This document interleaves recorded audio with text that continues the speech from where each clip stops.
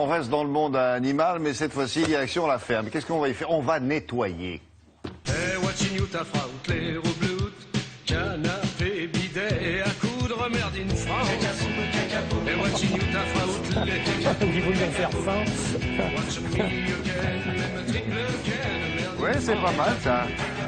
Ça peut se justifier. Il faut nettoyer dans les fermes. On voyait souvent ces reportages qui se passent dans ce monde agricole où on voit le paysan le matin, l'agriculteur qui gratte. Bien sûr. Bon. Alors qu'il voudrait un peu plus de temps pour soit, lui, pour l'amour, par exemple dans le pré, donc il lui faut du temps et ça prend énormément de temps.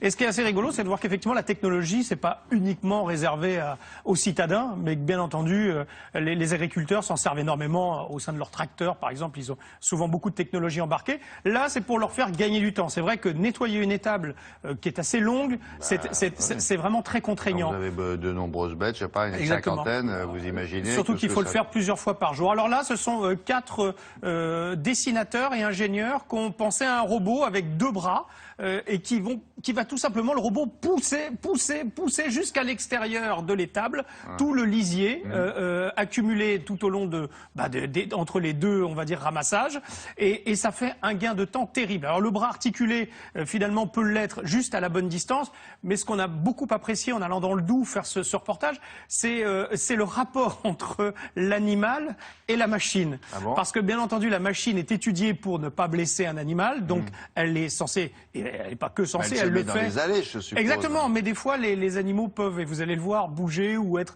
On peut même les laisser d'ailleurs. Ah oui, d'accord. Voilà. Et donc là, il y a un échange qui peut être assez rigolo, mais surtout la machine respecte l'animal, le détecte et s'arrête.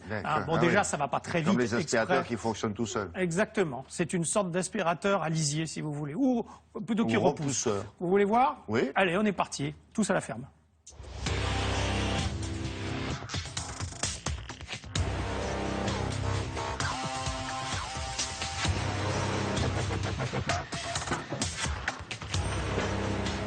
Auparavant, l'agriculteur passait environ une demi-heure à 1 heure à racler un couloir. Aujourd'hui, avec le robot qui est programmable, donc tout est fait de manière automatique, il n'y a plus d'intervention de l'homme sur la partie raclage de l'étable.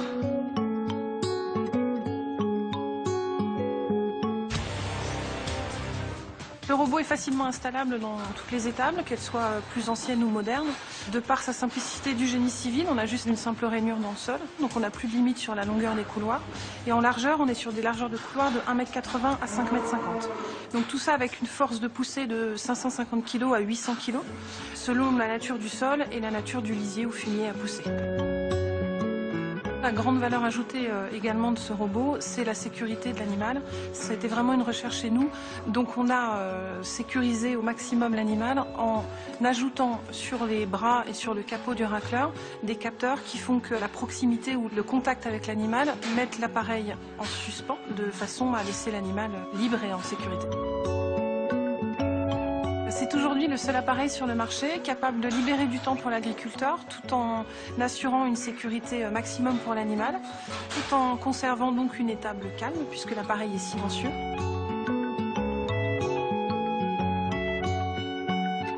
Le robot est équipé de batteries dernière génération, ce qui permet une économie d'énergie de 800 € par an comparé à un raclage traditionnel.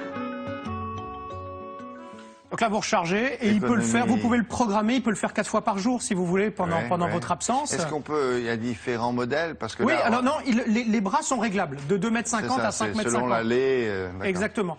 Alors ça vaudra, et ça vaut actuellement, ça sort seulement maintenant 15 000 € et il sera, ah ouais, ça vaut son prix et il sera trouvable dans 400 concessionnaires en France. Les inventeurs ont fait pas mal de salons et ça a vraiment emporté le prix du public. Enfin, en tout cas, le prix des éleveurs qui trouvent qu'effectivement, ce peut être un gain de temps terrible pour eux. À l'étranger aussi. À l'étranger, évidemment. On a interviewé les vaches, qu'est-ce qu'elles en pensent? Les vaches, vous avez vu, elles ont adoré.